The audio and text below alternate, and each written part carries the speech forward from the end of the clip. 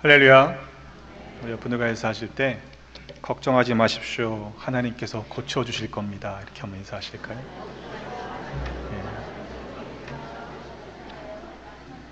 이 땅을 고쳐서 사용하신 하나님의 은혜를 평생에 풍성히 누리시기를 주님의 이름으로 축복합니다.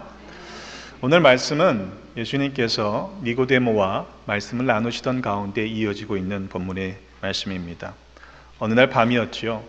유대인의 지도자였던 그리고 바리새인이었던 니고데모가 주님께 나와왔습니다.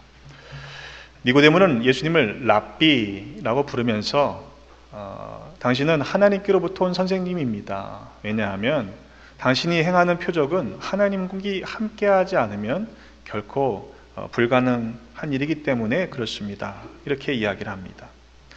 그런데 예수님께서는 그 문맥, 그 분위기와 다른 좀 다소 엉뚱한 대답을 하십니다.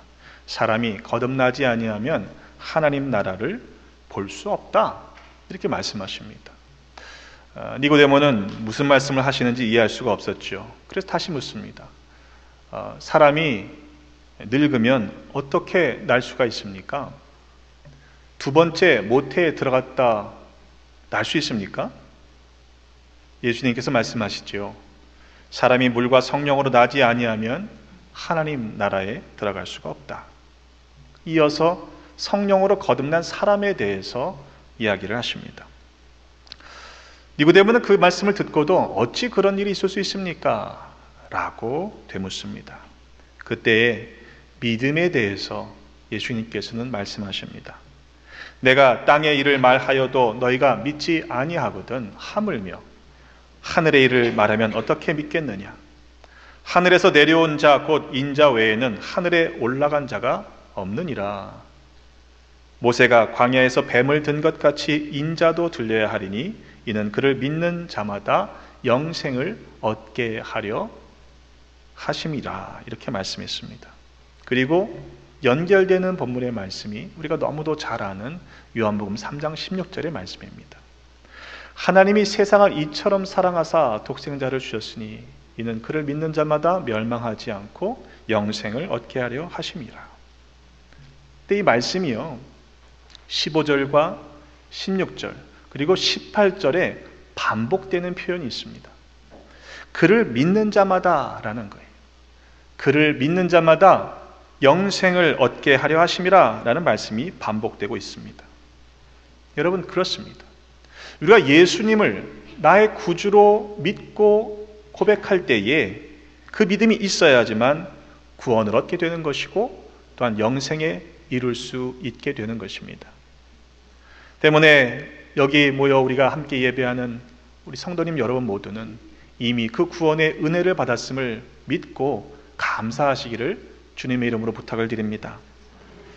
17절에 말씀하시지요. 하나님이 그 아들을 세상에 보내신 것은 세상을 심판하려 하심이 아니요 그로 말미암아 세상이 구원을 받게 하려 하심이라.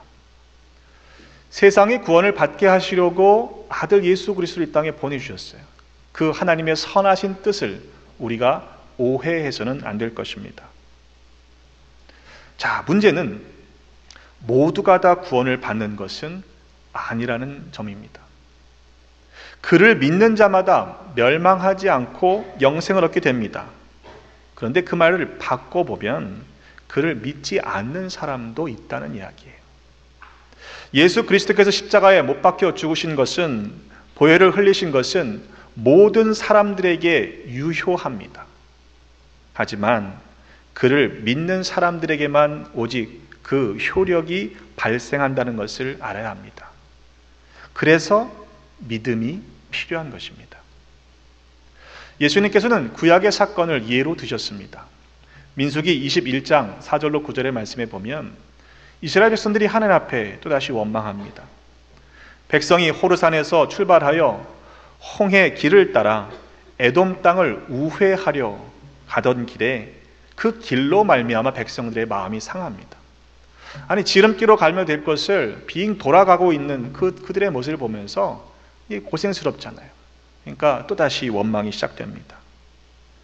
백성이 하나님과 모세를 향하여 원망했습니다. 어찌하여 우리를 애굽에서 인도하여 내어 이 광야에서 죽게 하는가?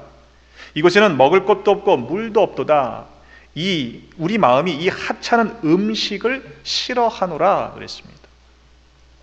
그들이 원망했던 그 하찮은 음식이 무엇입니까? 실은 하나님이 위로부터 내려주신 만나였어요. 하나님이 끊임없이 날마다 필요한 만큼 주셨던 일용할 양식, 그 은혜를 인하여 원망했던 것입니다. 여러분, 우리가 받은 은혜를 귀히 여기고 감사하시기를 주님의 이름으로 부탁을 드립니다. 그들이 불평할 때 여호와께서 불뱀들을 백성들에게 보내십니다. 그리고는 물게 하셔서 이스라엘 백성 중에 죽은 사람이 많아졌습니다. 그제서야 백성들이 모세에게 달려나와 우리가 하나님과 당신에게 원망하는 죄를 지었다, 잘못했다. 그러니 하나님께 기도하여 이 뱀들을 우리에게 떠나게 해달라고 요청합니다. 모세는 마음이 넉넉했죠. 그래서 그들의 요청을 들어 하나님께 기도합니다. 그때 여호와께서 모세에게 불뱀을 만들어서 장대 위에 높이 달아라. 그리고 그것을 보는 사람들마다 살 것이다 말씀해 주시지요. 정말로 모세가 놋뱀을 만들었습니다. 구리뱀을 만들어서 장대 위에 달았을 때에 뱀에게 물린 자가 놋뱀을 쳐다본 즉 모두 살았다고 성경은 기록하고 있습니다. 근데 그 장면을 공동 번역 성경을 보면 마지막 절 민수기 21장 9절 하반절의 말씀을 이렇게 번역합니다. 그 구리뱀을 쳐다본 사람은 죽지 않았다. 그 구리뱀을 쳐다본 사람은 죽지 않았다. 그렇다면 그 구리뱀을 쳐다보지 않은 사람들은 죽었다라는 말이 됩니다. 생각할 수 있습니다. 아니, 불뱀에 물려서 당장 죽게 된 사람들이 쳐다보지 않았을 수가 없지 않습니까? 모두 다 구리뱀을 쳐다봤을 것 아닙니까? 그렇게 물을 수 있지만 실은 다 쳐다본 것은 아니었다는 말입니다. 하나님의 은혜가, 하나님의 구원의 은혜가, 치료의 능력이 모자라서가 아닙니다.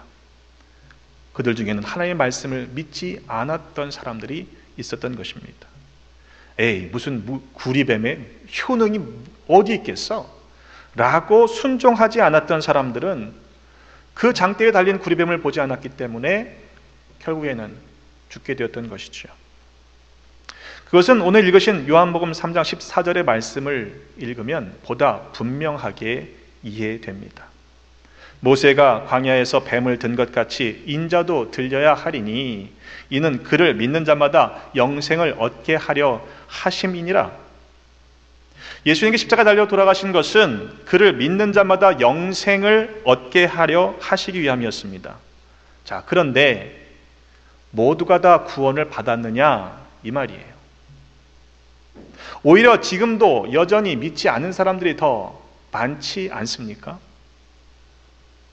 하나님은 세상을 사랑하셔서 독생자를 아끼지 아니하시고 내어주셨건만 아직도 세상은 그 사실을 믿지 않기에 멸망으로 치닫고 있는 사람들이 여전히 많은 것입니다. 3장 19절로 20절에 말씀하십니다. 그 정죄는 이것이니 곧 빛이 세상에 왔으되 사람들이 자기 행위가 악함으로 빛보다 어둠을 더 사랑한 것이라. 악을 행하는 자마다 빛을 미워하여 빛으로 오지 아니하나니 이는 그 행위가 드러날까 함이라고 말씀하셨습니다. 빛 대신 주님 앞에 우리가 나아가면 나아갈수록 우리들의 죄악의 모습들, 우리들의 어둠의 모습들이 낱낱이 드러나는 것이 맞습니다. 하지만 그것이 부끄러워서 어둠 가운데 머물러 있다면, 숨어 있다면 결국 멸망에 이르게 된다는 사실을 알아야 합니다. 이번 사순절 기간이 우리가 하나님 앞에 더 가까이 나아감으로 말미암아 우리들 안에 있는 남아있는 죄악의 모습들이, 부끄러운 모습들이 낱낱이 드러나는 은혜가 있기를 간절히 바랍니다. 여러분, 드러나는 것이, 지금 드러나는 것이 우리에게 유익합니다. 심판대 앞에서 드러나면요, 그건 돌이킬 수가 없기 때문에 그래요. 종종 어떤 분들은 나 좀 가만히 두라고, 이대로 줬사오니 건들지 말라고 하시는 분들이 있어요. 여러분, 하나님의 은혜는 족합니다. 그만하면 족합니다. 하지만 우리의 순종은 지금 이대로는 충분하지 않습니다. 여러분, 가만히 있으면 안 되는 이유는 하나님은 진행하시는 분이시기 때문에 그래요. 진행하시는 주님과 우리가 동행하지 않으면 우리는 점점 뒤로 물러날 수밖에 없는 것이지요. 오늘 읽으신 말씀은 너무도 좋아하는 말씀이고 또 우리 믿는 자들에게는 갈등을 일으키지 않습니다. 이미 예수님을 우리의 구세주로 믿고 그리고 구원을 받았음을 확신하고 있기 때문에 그렇습니다. 오늘 주님이 우리를 당장 부르신다고 해도 여러분 천국 갈 수 있는 믿음을 소유하고 계십니까? 네, 약한 것 같아요. 그런 믿음을 소유하시기를 주님의 이름으로 축복합니다. 나의 공로가 아니에요. 내가 잘해서가 아니에요. 하나님의 값없는 은혜입니다. 이 값 없다는 것은요, 무가치하다는 의미가 아닙니다. 측량할 수 없기에, 값을 매길 수 없기에 priceless. 그래서 값없는 은혜라고 얘기하는 겁니다. 우리가 가진 그 어떠한 것으로 부귀 영화로, 명예로, 권력으로 그 구원을 얻을 수가 없는 것이지요. 때문에 우리의 믿음이 정말 진짜인지 점검해야 되는 것입니다. 내가 그 믿음 안에 거하는지 날마다 확인해야 하는 것입니다. 그렇지 않으면 우리에게 허락된 약속을 누리지 못하는 일이 생길 수도 있기 때문입니다. 마지막 때에는 예수님께서 경고하신 것처럼 거짓 그리스도들과 거짓 선지자들이 일어나 큰 표적과 기사를 보여 할 수만 있으면 택하신 자들도 미혹하고 있는 그런 시대를 우리가 살아가고 있기 때문에 그렇습니다. 사도 바울은 데살로니가 후서 3장 2절에 이렇게 말씀합니다. 우리를 부당하고 악한 사람들에게서 건지시옵소서 하라. 믿음은 모든 사람의 것이 아니니라. 믿음은 모든 사람의 것이 아니니라. 하나님의 구원의 대상은 모든 사람들입니다. 하나님은 독생자를 주신 이유가 어느 누구가 아니라 모든 사람, 세상의 모든 사람들을 구원하시기 위해 내어주셨습니다. 하지만 모두가 다 믿는 것은 아니라는 사실입니다. 히브리서 기자는 믿음의 경주를 완주하지 못하고 구원에 이르지 못하는 사람들이 있다는 사실을 또한 경고하고 있습니다. 히브리서 3장 18절로 19절의 말씀에 보면 하나님이 누구에게 경고하사 그의 안식에 들어오지 못하리라 하셨느냐? 곧 순종하지 아니하던 자들에게가 아니냐? 이러보건대 그들이 믿지 아니함으로 능히 들어가지 못한 것이라 그랬어요. 히브리서 4장 1절로 2절의 말씀에 보면 그러므로 우리는 두려워할지니 그의 안식에 들어갈 약속이 남아 있을지라도 너희 중에는 혹 이르지 못할 자가 있을까 함이라. 그들과 같이 우리도 복음 전함을 받은 자이나 들은 바 그 말씀이 그들에게 유익하지 못한 것은 듣는 자가 믿음과 결부시키지 아니함이라 그랬습니다. 듣기는 들었는데 믿음으로 연결시키지 못했다는 것이죠. 우리가 더욱 조심해야 하는 이것은 이미 얻은 구원의 은혜를 빼앗길 수도 있다는 사실입니다. 그래서 베드로전서 5장 8절로 9절 상반절에 근신하라 깨어라 너희 대적 마귀가 우는 사자같이 두루다니며 삼킬 자를 찾는다고 말씀했습니다.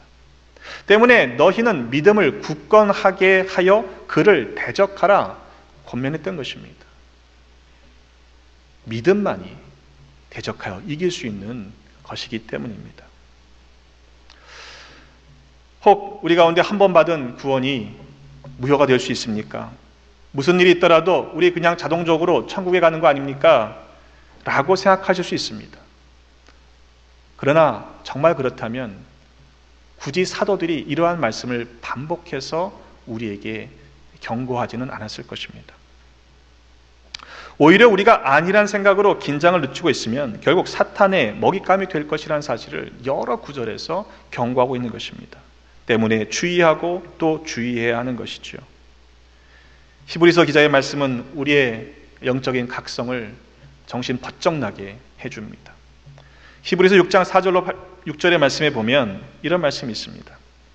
한 번 빛을 받고 하늘의 은사를 맛보고 성령에 참여한 바 되고 하나님의 선한 말씀과 내세의 능력을 맛보고도 타락한 자들은 다시 새롭게 하여 회개하게 할 수 없나니 이는 그들이 하나님의 아들을 다시 십자가에 못 박아 드러내놓고 욕되게 함이라 그랬습니다. 베드로는 더욱 직설적으로 경고합니다.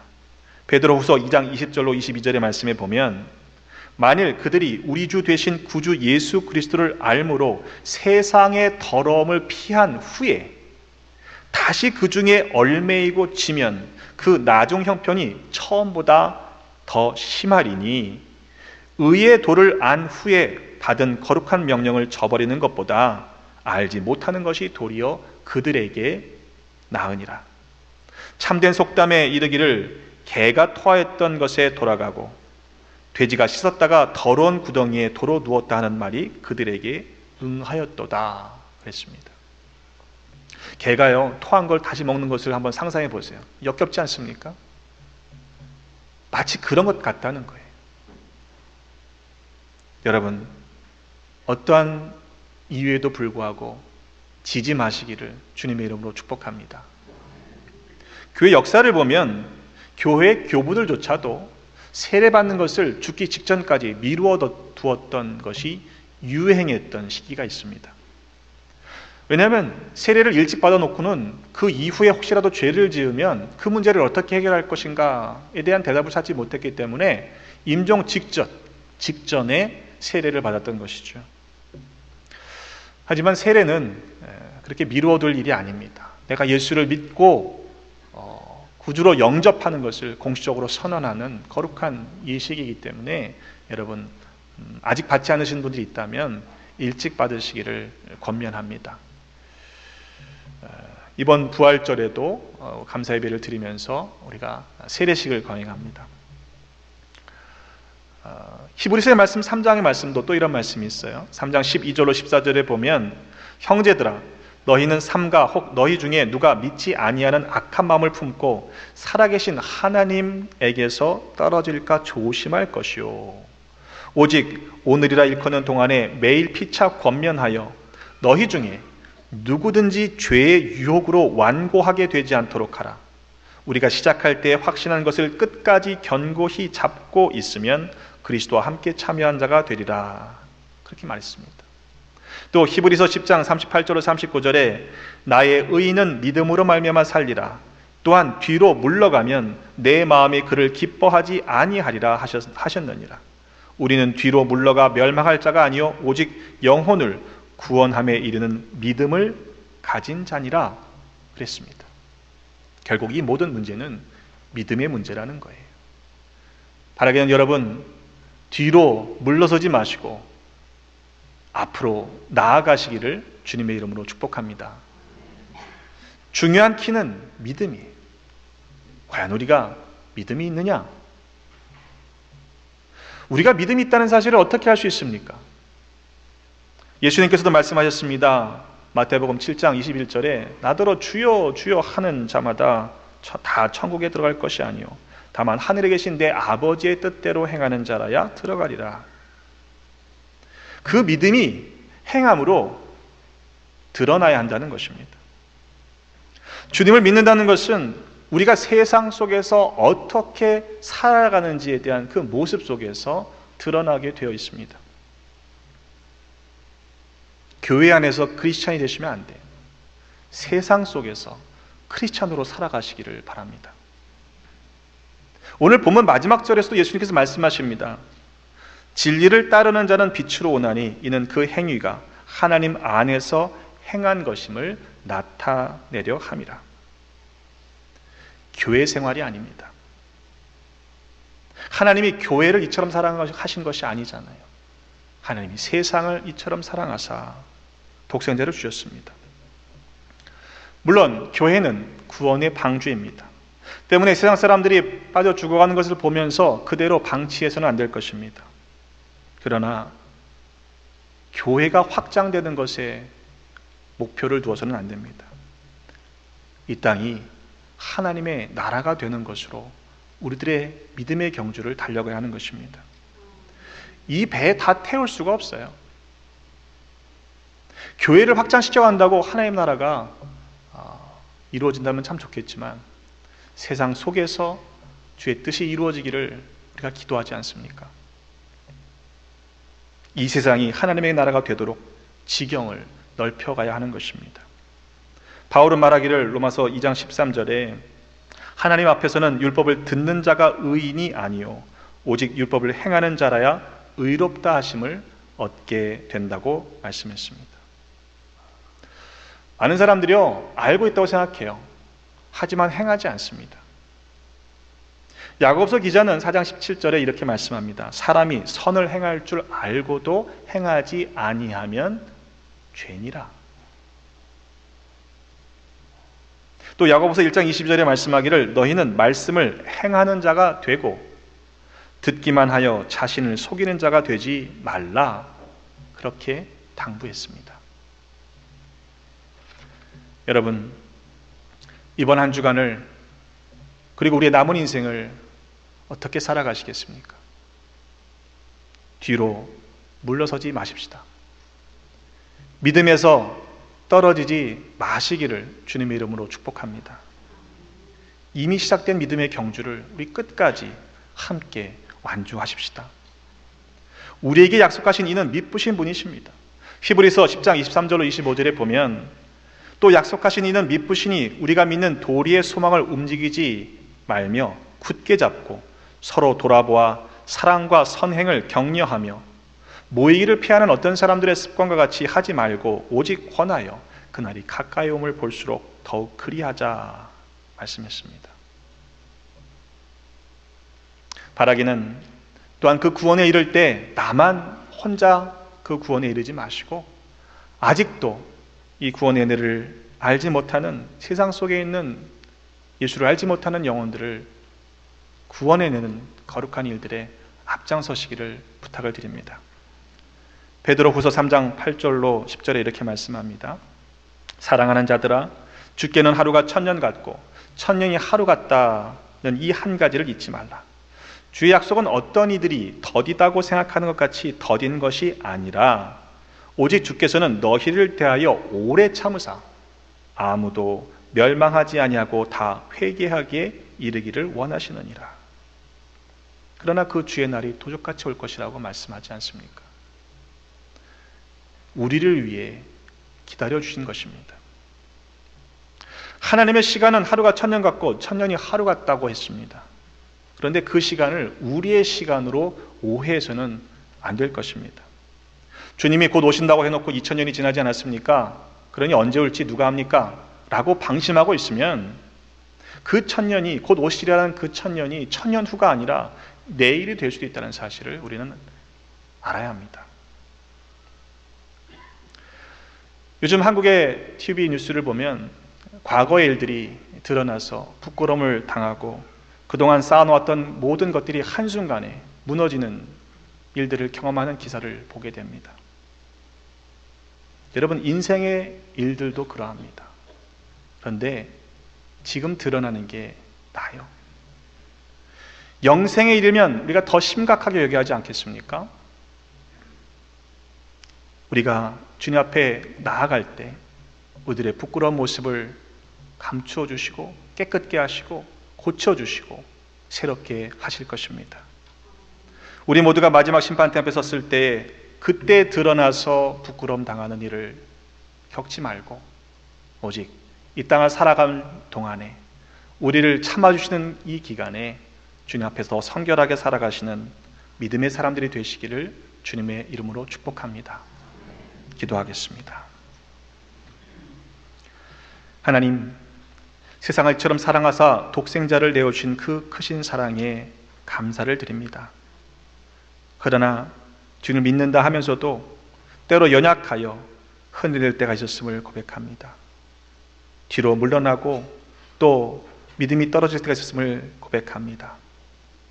그러나 하나님, 이후로는 마지막 심판대 앞에 설 때까지 우리의 모두가 믿음의 경주를 완주할 수 있도록 한 걸음 한 걸음 나아가는 믿음으로 승리하는 주의 용사들이 되게 하여 주시옵소서. 우리의 주가 되시는 예수 그리스도의 이름으로 기도하옵나이다. 아멘.